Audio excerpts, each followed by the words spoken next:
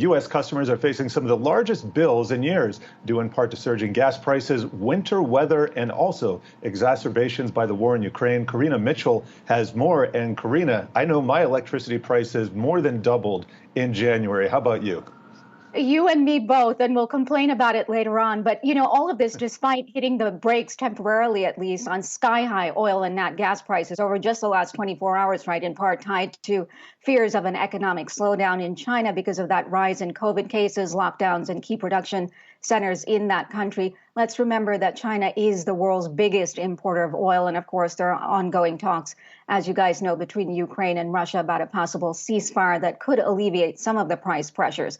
But nat gas has been squeezed for a while, right? And that's caused utility companies to have to pay more to buy or produce gas, natural gas and electricity. And those costs are being passed on to the consumer, with the result that some customers have had to pay at least 20% or more for their electricity bills over the winter season, year over year. Now, the average retail electricity prices for residential consumers by 4.3% year over year. But it is important to note that that increase is the biggest annual increase since 2008, and that's according to the Energy Information Administration. So why are they going up? Well, it's not just tied to the war in Ukraine, because domestically prices have been volatile and they've been going up for a while. In fact, domestic prices hit their peak back in October. I think if you look at a chart, it's something like $6.30 for nat gas. So the reason for that is that domestic producers have been exporting record amounts overseas, including to places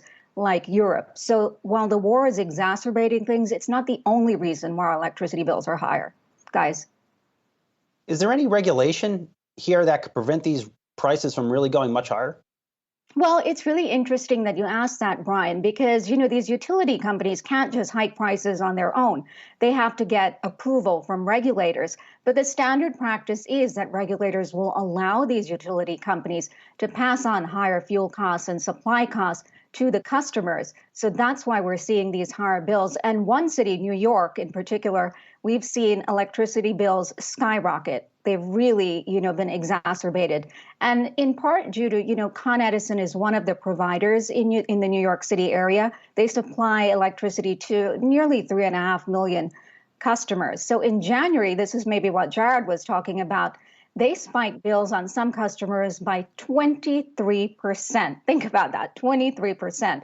So most of the increases, they said, resulted from higher supply costs. But customers were outraged. Local lawmakers got up and jumped and made a lot of noise. So now Con Edison is actually having to backtrack a little bit. They say they're working to hedge against volatility, which I find kind of funny. And they're also changing the way they charge customers, their billing structure, so it works more in favor of customers.